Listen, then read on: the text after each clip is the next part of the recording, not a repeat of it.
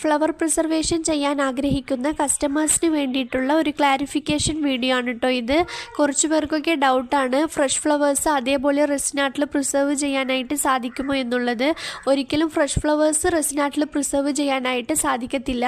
അതിലെ water കണ്ടൻറ്റൊക്കെ remove ചെയ്ത് നല്ലോണം ഡ്രൈ ആക്കിയതിന് ശേഷം മാത്രമേ നമുക്ക് റെസിനാട്ടിൽ പ്രിസർവ് ചെയ്യാനായിട്ട് സാധിക്കത്തുള്ളൂ. ജാസ്മിൻ ഫ്ലവേഴ്സ് നല്ലോണം ഡ്രൈ ആക്കിയതിന് ശേഷമുള്ള ആഫ്റ്റർ ഔട്ട്പുട്ടാണ് നിങ്ങളിപ്പോൾ കണ്ടത്. ഇത് ഡ്രൈ ആക്കാൻ വേണ്ടി ഞാൻ യൂസ് ചെയ്തത് ഇപ്പോക്കിയുടെ സിലിക്ക ജെല്ലാണ്. ഇത് ഇപ്പോക്കി വെബ്സൈറ്റിൽ അവൈലബിൾ ആണ്.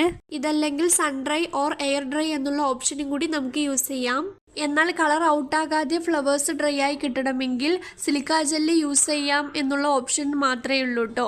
നല്ലോണം മഴയായതുകൊണ്ട് മാത്രമാണ് കളർ ഔട്ടായിട്ടുള്ള ജാസ്മിൻ ഫ്ലവേഴ്സ് ഞാൻ സിലിക്ക ജെല്ല് കൊണ്ട് ഡ്രൈ ആക്കിയത്. ഫ്രഷ് ഫ്ലവറായി തന്നെ എൻ്റെ കയ്യിൽ കിട്ടിയ റെഡ് റോസിനെ പെറ്റൽസ് ആക്കി സെപ്പറേറ്റ് ചെയ്ത് സിലിക്ക ജെല്ല് കൊണ്ട് ഡ്രൈ ആക്കിയതിന് ശേഷമുള്ള ആഫ്റ്റർ എഫക്റ്റാണ് നിങ്ങൾ ഈ കാണുന്നത്. ഒട്ടും കളർ ഔട്ടാകാതെ തന്നെ ഡ്രൈ ആക്കി കിട്ടിയിട്ടുണ്ട്. അതുപോലെ എത്ര വർഷം പഴക്കമുള്ള ഫ്ലവേഴ്സ് ആണെങ്കിലും നമുക്ക് റെസിൻ ആർട്ടിൽ പ്രിസർവ് ചെയ്യാനായിട്ട് സാധിക്കും കേട്ടോ.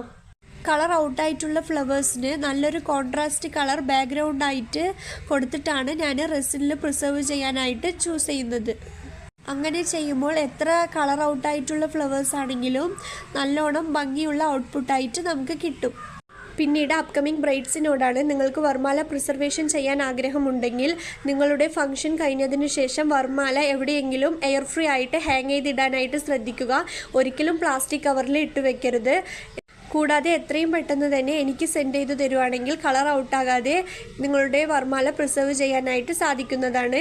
എൻക്വയറി ചെയ്യുമ്പോൾ അതിൻ്റെ ഡീറ്റെയിൽസൊക്കെ ഞാൻ നിങ്ങൾക്ക് ഷെയർ ചെയ്ത് തരുന്നതായിരിക്കും കേട്ടോ. കൂടുതൽ ടിപ്സ് ആൻഡ് ട്രിക്സിനായിട്ട് കുറേഷ് ആർട്ട് എന്നുള്ള അക്കൗണ്ട് ഫോളോ ചെയ്യുക. ഇതുപോലെ നിങ്ങൾക്ക് പ്രിസർവേഷൻ ചെയ്യാൻ ആഗ്രഹമുണ്ടെങ്കിൽ എൻ്റെ കുറേഷ് ആർട്ട് എന്നുള്ള ഇൻസ്റ്റാഗ്രാം അക്കൗണ്ടിൽ ഒന്ന് DM ചെയ്താൽ മതി കേട്ടോ. Thanks for watching. ബൈ.